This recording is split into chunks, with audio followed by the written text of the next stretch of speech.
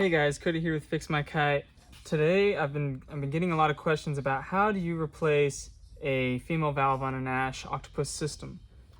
As you can see here, I have a female valve inside the strut bladder, and to begin you're going to need, I just use a cardboard with some holes cut out, some alcohol, a paper towel to rub the alcohol, some scissors, permanent marker, and some tape. Before I do anything, I want to make sure I have the direction of the valve labeled. You can see the two little inlets on each side. Just keep the direction of the valve marked and know where that goes. That's the most important part for directioning of the valve.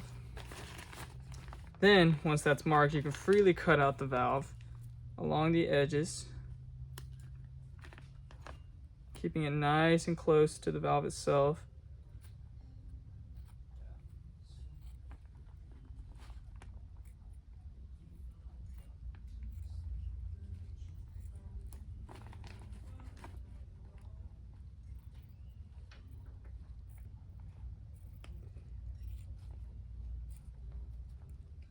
You can go any pace you like, but we're pretty experienced here, so we can get that pretty quick.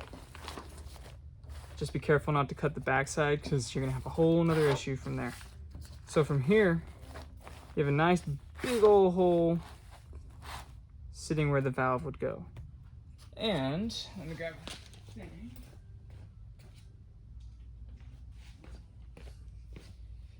Using the bag that the valve comes in, I use the bag itself as a nice backstop for the valve whenever you're sticking on, so the backside of the valve does not stick onto the backside of the bladder. That also allows you to give a nice clean adhesion to the bladder. So you just cut out a circle around the bag that would prevent the backstop from adhering to the valve. So you can see here it's just slightly bigger than the hole itself. Now what I would do is I'd get my paper towel and my alcohol and clean the surface very well. You want to make sure it's nice and clean.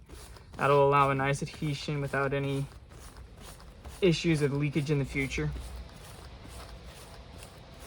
And I tend to use the backside of the paper towel to clean up the residue of the alcohol. Now this is one of the most tricky parts. People are like, how do you poke it in here without keeping the bladder stable? Because you want a flat surface to stick the valve on.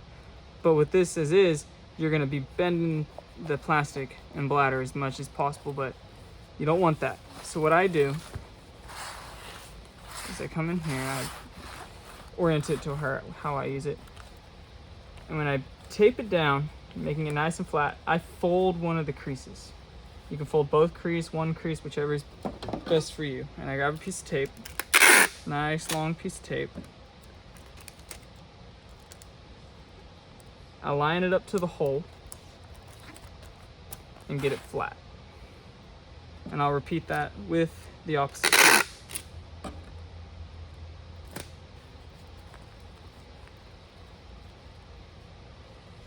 So as you can see now, once that's nice and flat and kind of taut, not super taut, but kind of taut, you can push the back side of this bladder down while it remains flat on the top side. So the back side is in, top side remains flat. Now, I'll grab the little piece off the baggie, place it dead center of that hole. You have the alignment of the old valve. Grab the new valve.